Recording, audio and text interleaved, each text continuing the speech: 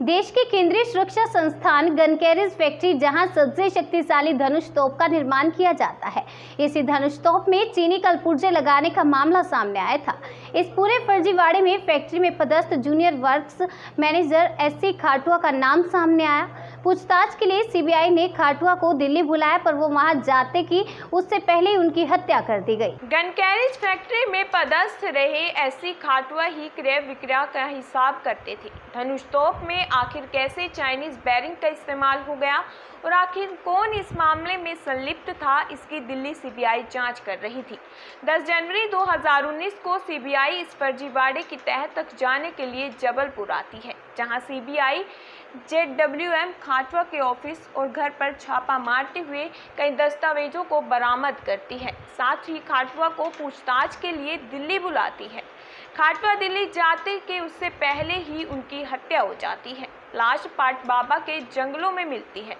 अभी तक जांच में असफल जबलपुर पुलिस एक बार फिर खाटुआ हत्याकांड में 10,000 रुपये के इनाम को बढ़ाकर 25,000 रुपये कर देती है। जबलपुर रेंज के आईजी भगवत सिंह चौहान भी मानते हैं कि खाटुआ हत्याकांड के मामले में पुलिस असफल रही है।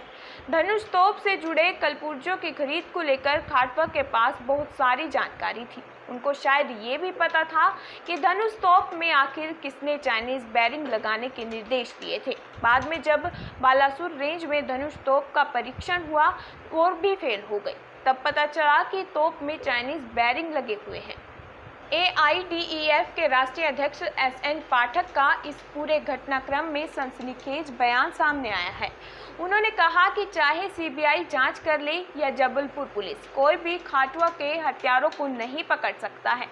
रक्षा मंत्रालय में बहुत बड़े बड़े लोग शामिल हैं, जो कि पलक झपकते ही अपने रास्ते में आने वाले लोगों को अलग कर देते हैं। उन्होंने कहा कि जब जस्टिस लोढ़ा की हत्या करने वालों को सीबीआई नहीं तलाश कर पाई, तो जूनियर वर्कर्स मैनेजर खाटुआ के हत्यारों को क्या सीबीआई और पुलिस पकड़ेगी। आईजी, डीआईजी, एसपी आएंगे चले जाएंगे। आज 2 साल बाद जब पुलिस और सीबीआई के हाथ जब खाली हैं, तो आगे भी कुछ नहीं हो सकता। जबलपुर के GCF फैक्ट्री में सेना के लिए धनुष तोप बनाई जाती है। ये तोप देश की सबसे शक्तिशाली तोप है।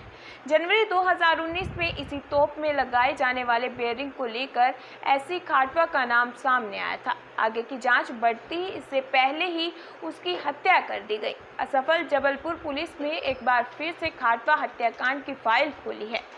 इनाम की राशि 10,000 से बढ़ाकर 25,000 रुपये कर दी है।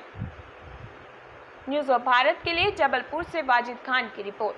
पर जो है GCF के हमारे एक अधिकारी जो है खटुआ काफ़ी दिन से मिसिंग थे, उसके बाद उनकी डेड बॉडी मिली थी। उसमें फिर हत्या का अपराध पंजीबद्ध हुआ था। उसमें हमारे यहाँ स्पेशल टीम बनाई गई थी, परंतु अभी तक विवेचना में हम किसी मुकाम पर नहीं पहुँच पाए हैं और आरोपियों की गिरफ्तारी अभी नहीं हो पाई है। तो इसके लिए हमने 25,000 रुपये का इनाम, जो कोई अपराध की सूचना देगा, अपराधियों को पकड़वाएगा, उसके लिए घोषित किया है, ताकि हम और शीघ्र इसको विवेचना कंप्लीट कर सकें और आरोपियों तक पहुंच सकें। तो इसीलिए हमने एक अभी नए पुलिस अधीक्षक ने ज्वाइन किया है, तो हमने एक मीटिंग लेके इसको पूरा रिव्यू किया है और उम्मीद है कि हम इस अपराध को ट्रेस करने में बहुत जल्दी सफल होंगे। सर, जो लॉकडाउन है, लॉकडाउन के बाद क्राइम का रेशियो थोड़ा बढ़ा है, क्राइम किस तरह से?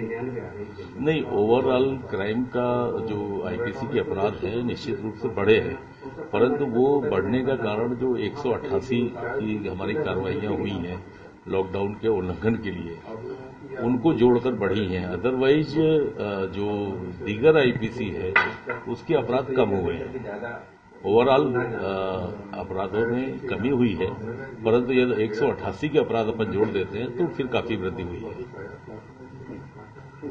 देखिए, इसके लिए हमने क्या किया हुआ है कि ऑलरेडी डॉक्टर्स की टीम किया है, उनके हमें सेमिनार भी आयोजित किए हैं कि हमको कैसे स्वस्थ रहना है और कोरोना से जहाँ तक इनके योगा और उसका सवाल है, हमारे यहाँ निर्देश पहले